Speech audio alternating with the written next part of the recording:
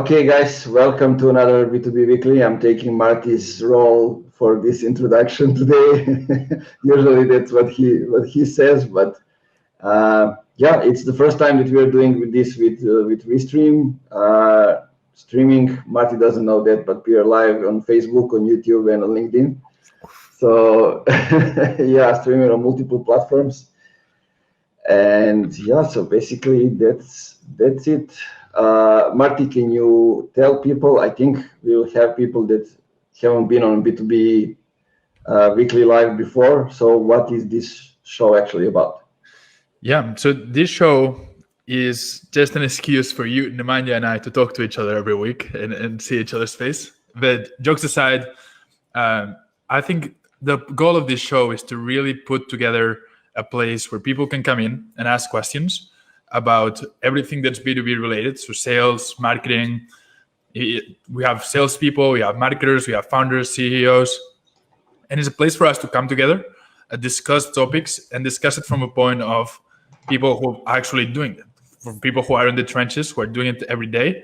And I think you and I, Nemanja, who run marketing agencies as a whole, we're still on the trenches, and we're still practitioners and operators, and we're able to talk about things that we actually do. We don't sell anything. We just focus on trying to share what we know and trying to do it in a way where people can interact, people can ask questions, and we usually do a bit of topics at the beginning, and then we do Q&A at the end as well. And we've been running it for almost a year now. I think we're in season 2, and we're excited now that we have LinkedIn Live and everything else to be able to stream it in different platforms. Yeah, exactly. And I was just thinking what you were saying before the call, because like I was talking with Ivan from my team, how basically we are closing like all the SQLs that we get that come to me just for one single reason, because we are actually doing the work. We are working with companies, we are inside the companies, and that's it. That's how I can know what their problems are, and I can explain it from their perspective. Yeah, and maybe one day we're not able to do the show anymore because maybe we're too far away from the production side, and maybe we're not practitioners. But I think we're not just doing it for clients, we're also doing it for ourselves, right? So the things that we talk about, when I was promoting the post yesterday, we're doing it for clients and we're doing it for ourselves. So we usually do it for both sides of things. So that gives us real life experience in everything that we talk to, which doesn't mean that it's perfect or right or we're always correct. It means that at least that's what we're doing, that's what we're testing, and we have some data to back it up. Exactly. So what are some of the topics that we're going to cover today? Yep. So I want to start by, I have 4 things that we can discuss, and then we can do a bit of Q&A. The first topic was about SDRs. So I've seen a lot of SDRs do great stuff on LinkedIn and overall. And we've seen that position evolve, I think, over the last few years. And I wonder where that position is going to go in the future. So my first topic for today is, what do you think the SDR role should be? And how do you think it's going to change in the future? What do you think an SDR or somebody who is right now or who wants to be an SDR should be thinking about how the goal in the industry will change over the next few years? Me, I'm just going to talk from the perspective of someone who hasn't been an SDR. I've been doing a little bit of sales, but I wouldn't call that SDR, since I've been doing it as I was the GM at the moment. So what I've been seeing is that the role is been evolving as are the social media platforms and marketing overall, and the businesses, and kind of how things are changing, because like they need to create long-term relationship with those clients, especially in B2B when the sales cycles are longer. So you cannot just go and do the outreach. I mean, during email, you can, but it is just the start. And you start building that relationship over and over again. I mean, some of the things that SDR need to do, or the best one started doing it a while ago, is behave like a marketeer at some way. So kind of educate your accounts, educate people about what you are doing, create a personal brand also, so you can be the guy for that niche, for that industry, that you are the go-to person for that. And basically all those things that I'm mentioning is just the things that will make it easy for you to sell. Right. And I think my biggest point from here is what you were talking about, SDRs becoming more like marketers. I think the lines between sales and marketing have been blurred, and SDRs are in a position to take advantage of that. So it's very interesting to me to see how certain numbers of SDRs get marketing and how it's changing their jobs. Obviously, like you said, I'm not an SDR myself, though sometimes being a CEO feels like being an overglorified salesperson. But from the outside looking in, I 100% see how the ones that are getting content marketing, the ones that get personal branding, they're taking advantage over the others.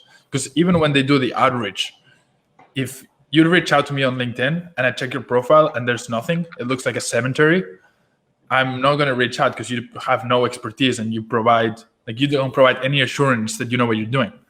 But if I check out your profile and there's articles, there's content creations, you run a podcast, whatever that looks like, then I understand that you know what you're talking about. So even from an SDR standpoint, like reaching out, it's going to change the results that you're getting. And then there's other ways that you can drive inbound, not just outbound. So if you become an SDR who drives both inbound and outbound, you become super valuable to that company. Then you can go for whatever you want from that. You can go into like marketing, or you can go to AE and higher up in sales. So the ones that are getting it, I think, are going to make the whole difference. The one SDR that runs a podcast, the one SDR that builds a community around them, they're the ones that are going to kill it. Because when you have both the sales ability and the marketing ability, you become really dangerous.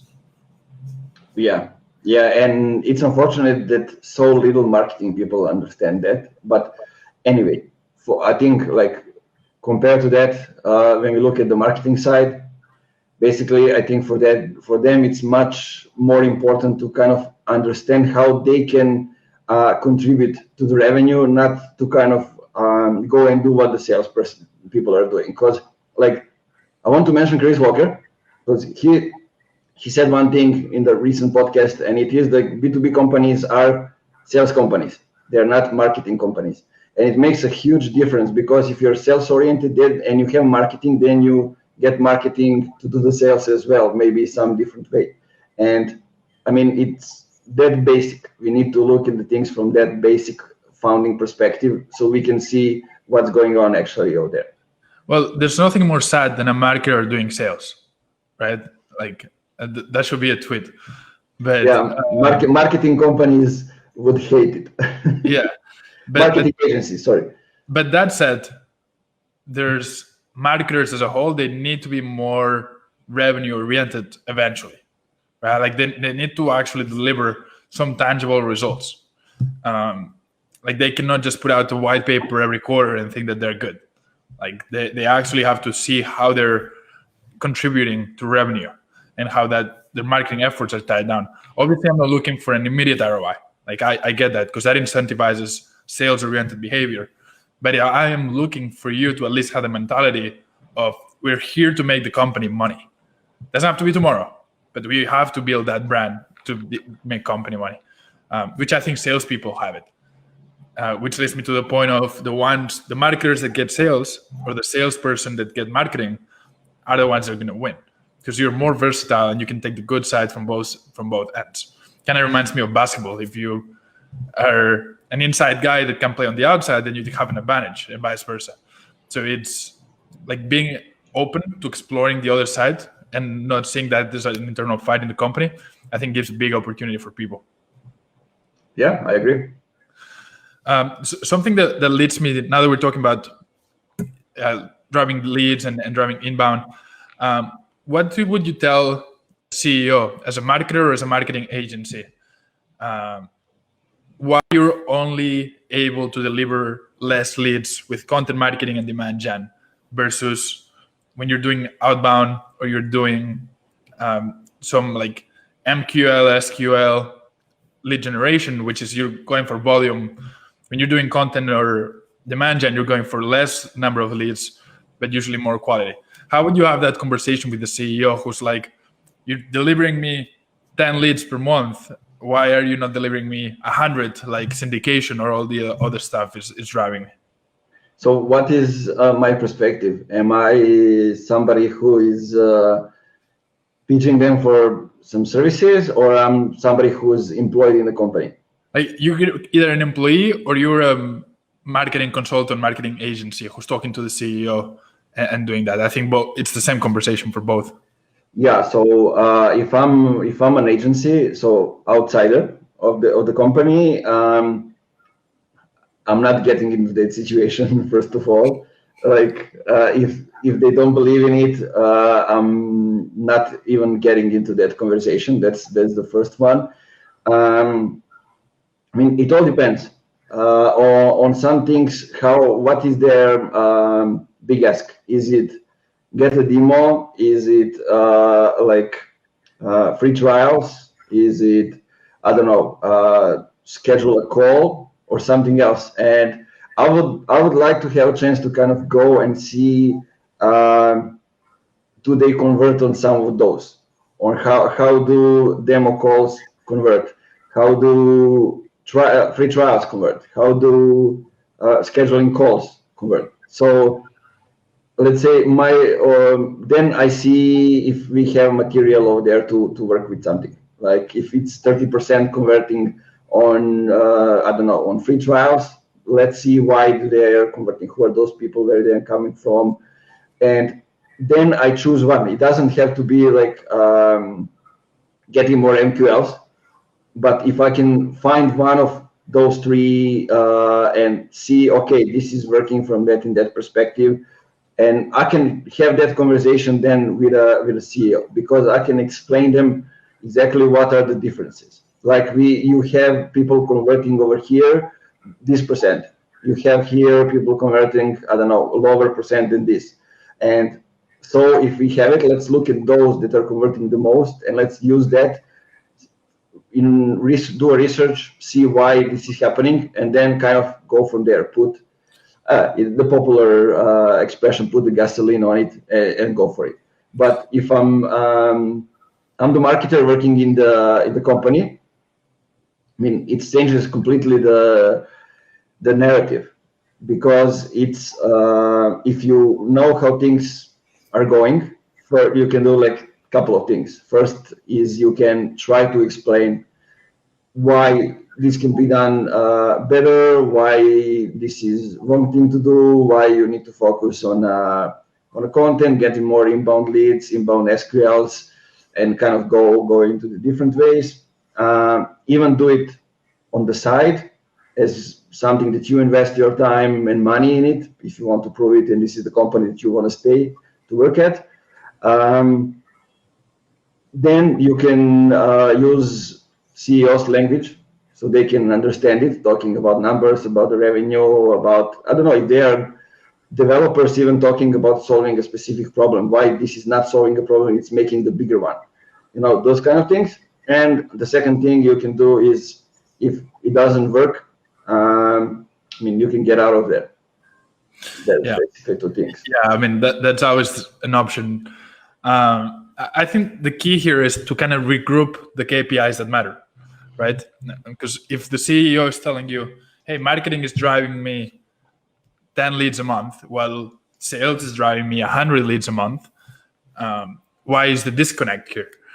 I think the key is to pull back from leads generated number as the main KPI and go back to revenue generated, right? Because if you're generating 10 leads inbound, but you're closing 5 of them because they have shorter sales cycles, because they have higher win rates, and you're generating equally or as much money as sales is generating through those 100 leads qualified, then I think the conversation is about the KPI that's more important, which is revenue generated. And not only that, we've talked about it in other episodes, but there's the fact of if you're generating 100 leads through sales and outbound, that requires maybe 4 SDRs that you have to pay every month. Versus if you're generating 10 inbound leads, you might require only 1 salesperson, and then you're saving all that money. That it's a hidden cost that a lot of people don't count. So the conversation is about, you're the CEO, what do you want? Do you want leads or do you want money? Because you cannot make payroll with 100 leads. You can make payroll with actual conversions. So finding like you were saying, communicate their language. What KPIs do they really matter to them? And then once you have the data to track that, then I think it makes everything much easier. Yeah, and I mean, just today I had a recommendation referral actually from a potential client that never became the client because we weren't on the same. I don't know. We just weren't aligned on what we want to do and the way we want to do it. But she recommended somebody, and that guy sent me a message, and I want to bring it up because it's kind of interesting because he went into my inbox and he saw the message that I sent him 2 years ago, and he wrote, okay, that's cool, everything that you do. I mean, I changed 2 companies. Right.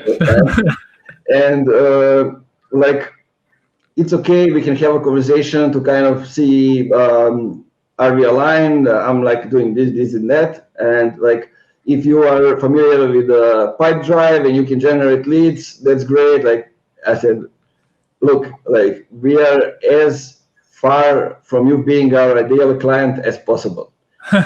Looking at what you do, the way you do it, the way you communicate it, and the way what you want to achieve. So I said, it's better not to have that conversation. Right. I mean, but that gives you credibility, right? Because I think we talked about it actually last week, that saying no to people means that when you say yes, you actually mean it. Yes. We just had this client refer us, like it's a huge client that I have a really good relationship with the founder, and we're working together, we're collaborating in many different ways. And he told me, I have this client who is looking for organic social, but they're looking for like engagement and all that type of stuff. And we're looking at it if we can help them or not. And it could be like an easy, like $4,000 or $5,000 a month retainer. And I'm dubious until I'm clear that we can help them to say yes, because I have this really good relationship built with him. And if we fuck up that project, then the relationship is broken. So like taking 5 to 7, 8K less a month, it might be a good investment in the future, unless we can actually help them. If we can help them, we will. But saying no and being honest and radically transparent is probably one of the things that salesperson have to do better, right? Because you're incentivized to sell. But when you're a founder CEO, you know that if you sell, then you have to do the production. And if the production fucks up, then the financials are messed up. When you're just a salesperson, you think, as long as I hit my quota, I'm fine. So you try to sell everything to everybody. I mean, you can do that when you have a leverage to do it, to say no. Yeah, from just when you are starting, you don't have it, and that's a different conversation. But yeah, definitely, as you are growing, as you are learning who are your ideal customers are, what are your exactly the services or the product, you're improving them. That's how you get to the moment of saying no more. Yeah, that's ideal. I have a couple more things. We talked before about sales generated leads versus marketing generated leads. I wanted to ask you, after working with so many B2B companies, what's the right mix of inbound versus outbound that you found? What companies should be thinking in terms of like, do we double down on inbound? Do we double down on outbound? Do we combine them? Is there a mix that we should go for?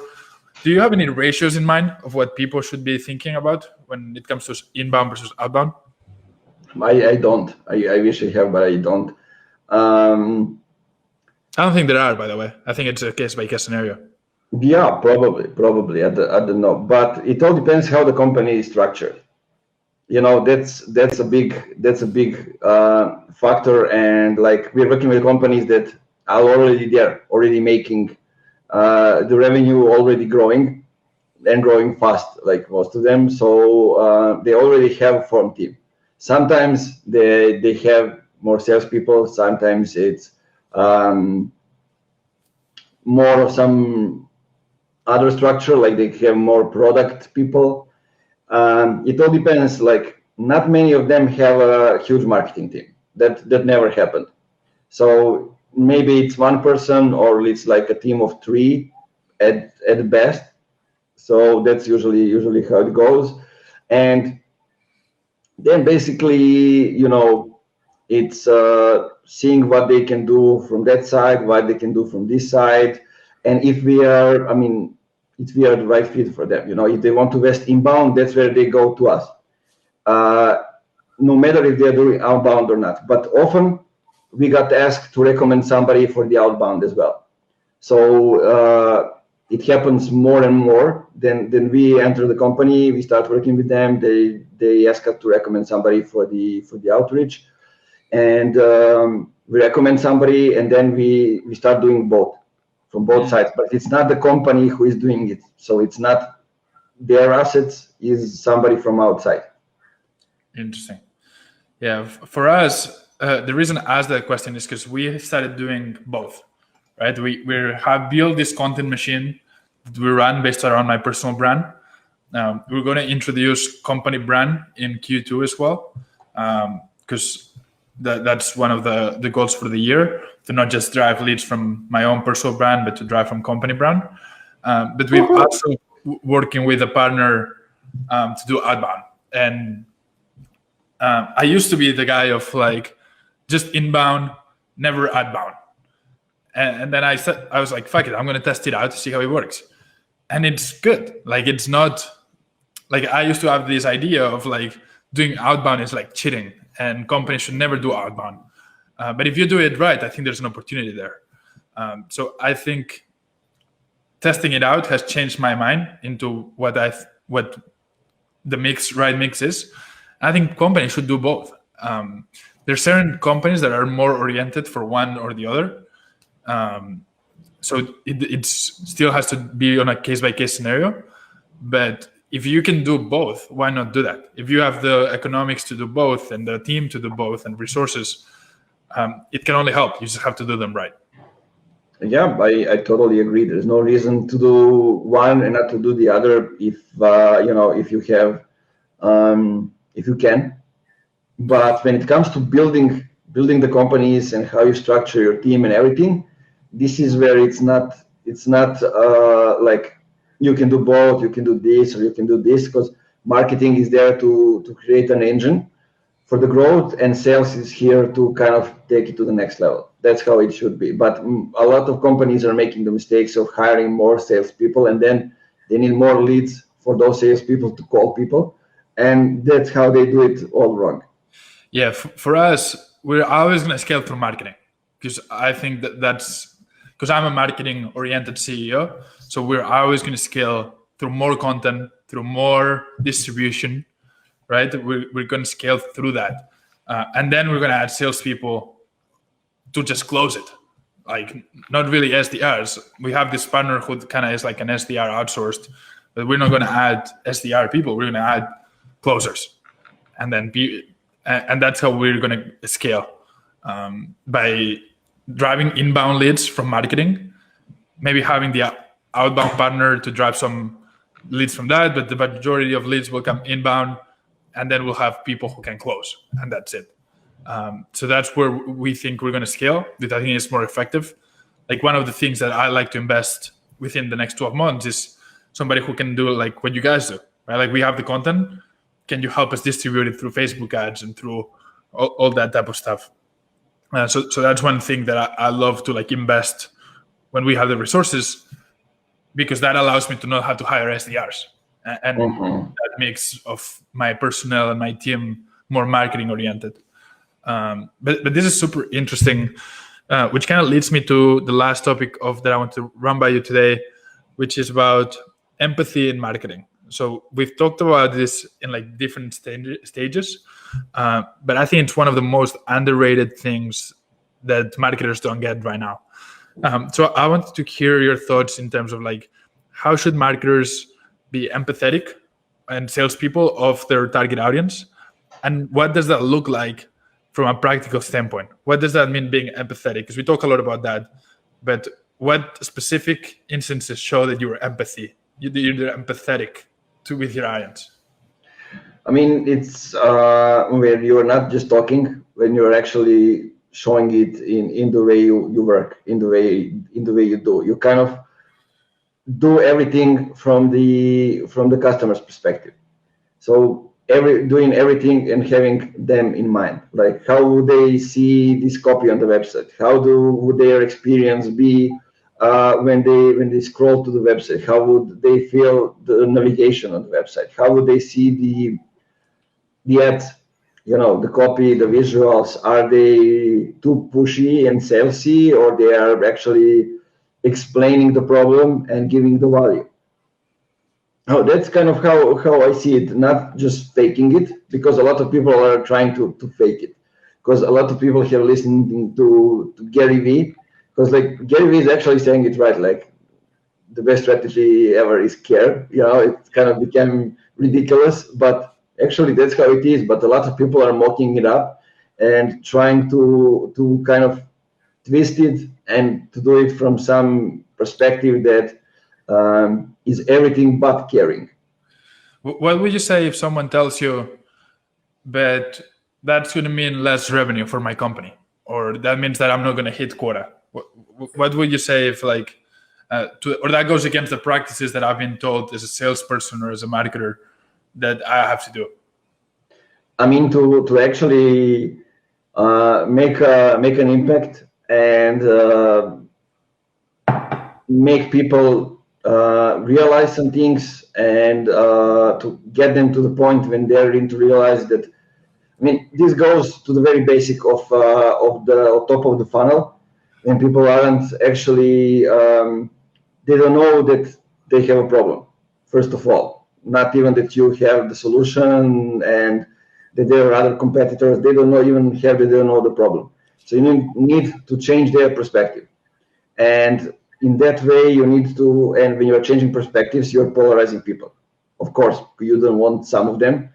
And when you are doing that, some people will feel threatened because you're going against their beliefs, against their best practices, against things that maybe work for them, and they will fall into that other category that they're not interested in that because it's not their problem. Let's play a game. Let's play empathetic versus not empathetic. So I'll give you a situation, and you tell me what an empathetic marketer, salesperson, or founder would do versus someone who actually doesn't care. Let's try that. So I'm just going to make it up on the spot, by the way. If you're listening, we have not planned this at all. Someone DMs you on Twitter and says, can you give me pricing for your services? I'm not sure if I can afford you. What do you answer? Well, if they think that they can afford you, in most cases they really can't. So basically you go ahead and ask, okay, let's break it down. Like, what do you do? What is your budget? Why do you reach out specifically to me? Those kind of things. Because when somebody asks you that, it's possible that they have been following you for a while, and they are now in the stage when they are thinking about hiring somebody, let's say, for the marketing, and they are considering you because you are on top of their minds based on what you have been doing, and they reach out in the best will because they want to work with you. You are the one they think about when they come to marketing, and usually I go from that perspective. So, and I ask them, like, what are exactly the things that you want to do? What is your company about? In which stage you are? Those kind of things. Why did you choose to reach out to me specifically? And I mean, that's how it gets into the conversation. And I've been into those kind of situations a lot in the last year. And I mean, basically they weren't in the stage when we were a good fit, or they needed something else. So I recommended some of the guys that I know that they are doing the good job. They can help them. Maybe they are cheaper, or they are more, I don't know, the better fit for in which stage they are. But that's it. If you are not empathetic, basically is you don't respond to that message. Right. Situation number 2. You're on LinkedIn and you send a connection request to somebody who's an ideal client of yours, and they accept the connection request. What do you do versus what somebody that's not empathetic would do? Okay, non-empathetic, spam them right in the when you are attaching message to the connection request, and then going right away when you connect with them, then going right away to the inbox, even so email. But it doesn't need to be like you're empathetic. It just means that you want to close that account very fast, and you want it so much. Right. Then you make those kind of mistakes, and nobody ever responded to you and put you down because you are doing that kind of practice. That's kind of how it happened. If you are empathetic, I'm not a fan of attaching messages to sending connection requests, so I'll skip that part. But when you connect with somebody, I usually let them consume the content for at least like 2 weeks. And then I come back to sending a message. Maybe they would send me a message within those 2 weeks. It doesn't matter. In my time, I will respond to them, and I will give them my perspective. There is one expression that I was using, and I was really thinking that in Serbian, I don't know how to say it in English because it can't be literally translated, but maybe I can. So I would be delighted to find out more about what your company does, because I've been sending those kind of messages, and people told me like nobody told me ever in my life. And I'm not pushing, not trying to sell them anything. I just say them, okay, this is who I am in one simple sentence. This is what I do. I usually send them a link to one of the articles that I think can give them benefit, and the rest of the conversation is about them. So I ask them, what do you do? I saw you here. I saw that you are working on this kind of stuff. So those kind of stuff, and I don't ask them even for scheduling a call or anything. Like, it should be short, simple, showing that you care, and nothing else. That's the first message. I mean, that's how things in real life actually go. Makes sense. Situation number 3, and final situation. Somebody either registers for a podcast or downloads a white paper or an ebook from your site, and they give their email to you. What do you do from there? It all depends. If they downloaded the PDF, which is, look, this is kind of stuff which is standard. It's not empathetic or not being empathetic. I mean, it can be, but let's say what is the best practice. What should be the best practice? So if somebody downloads the PDF, usually there should be like an email cadence, like I don't know. I like the basic one with 5 emails in 7 days. And the first one is just, here's your PDF. And maybe announcing like in the next 7 days, you'll get 4 more emails from us, just because we want to tell you a little bit more about the topic that is in the document. You requested, yep. Yeah, so if it's more turned to sales, then you will go with the second email, which goes broader into the topic. The third one, which is case studies. The fourth one would be testimonials, or asking them to go jump on a call with you right away from the email. And the fifth one would be, okay, I gave you this. Now it's time for you to do your thing and buy or schedule a call. And if they don't, then you put them in the newsletter, because they are not educated enough. The other one, which is more turned to education, not really to sales, is, let's say the document is, I don't know, it's a language school, and the document is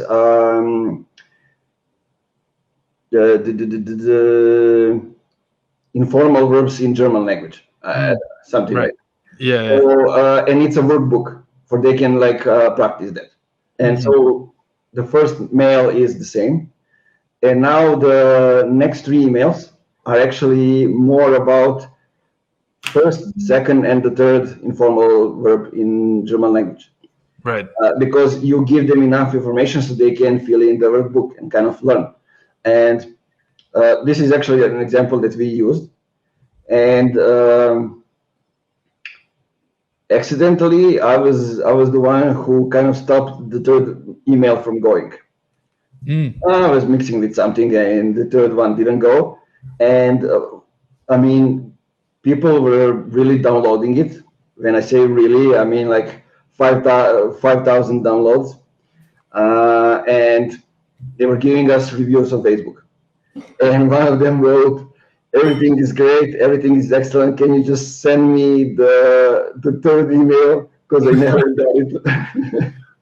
And then you know that you are really giving people the value, and because they are really being careful, and because they had the first verb, they had the third one, but they didn't get the second one, so they couldn't fill in the workbook the right way.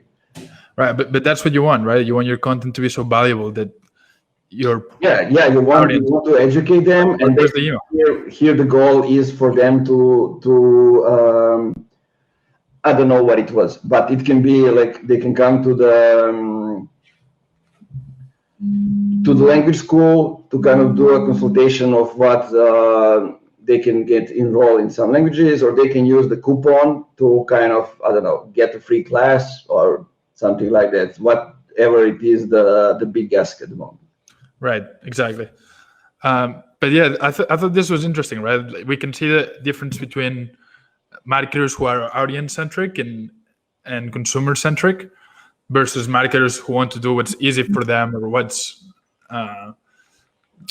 or what they would like their market to do, right? At the end of the day, I think it's more of an ego of like, this is how the sales process and how the marketing process is going to look like, versus the buyer decides how the sales process and how the market or how the marketing looks like, and then you adapt, and then you let them run it the way they want to run it, because that's eventually what's going to give you the best results anyway.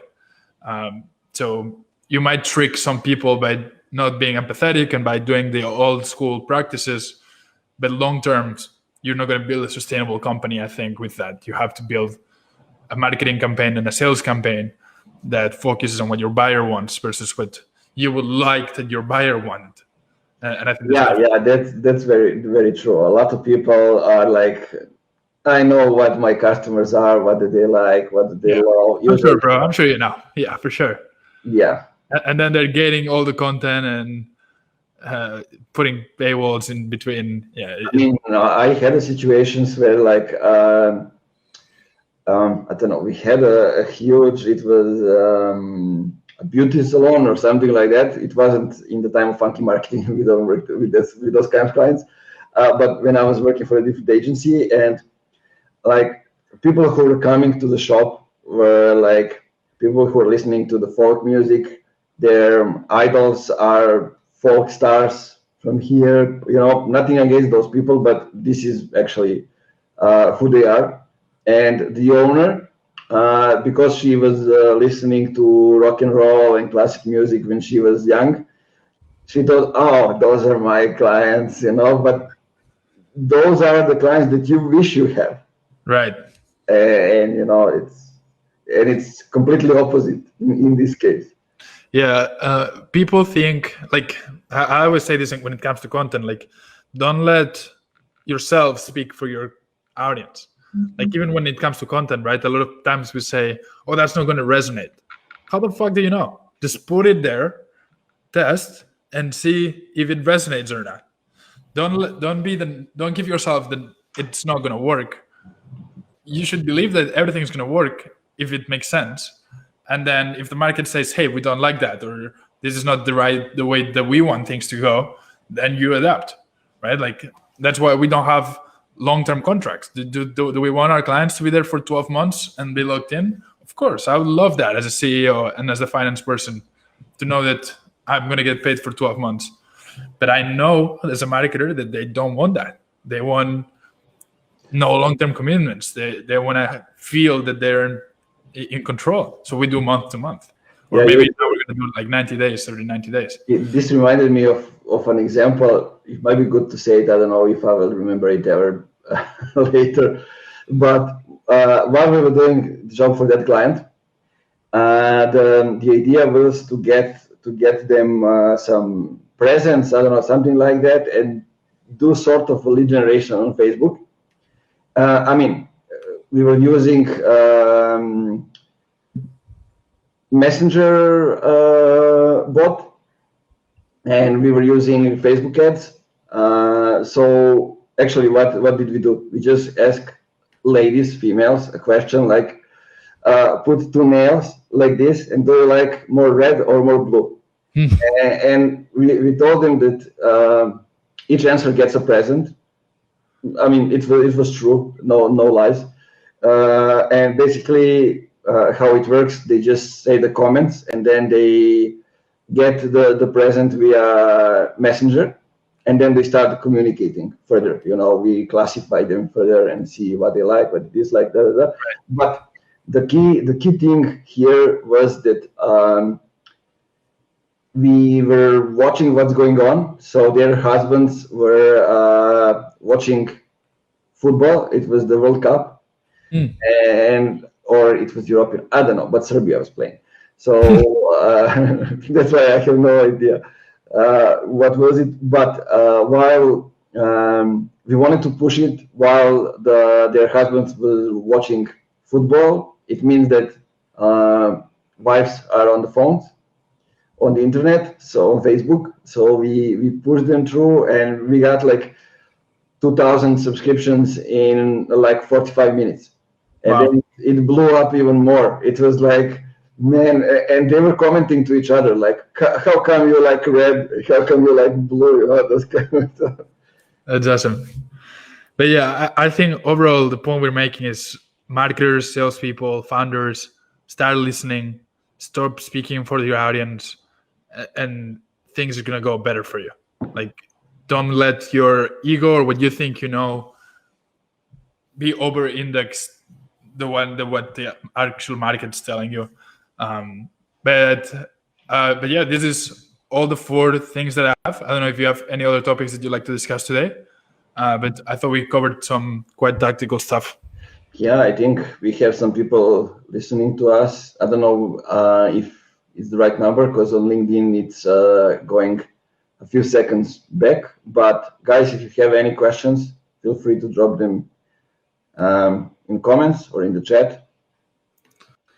If not, you can always send the questions to Marti and me whenever, because this is the thing we are doing every Wednesday, 6 p.m. CET or 12 p.m. Eastern.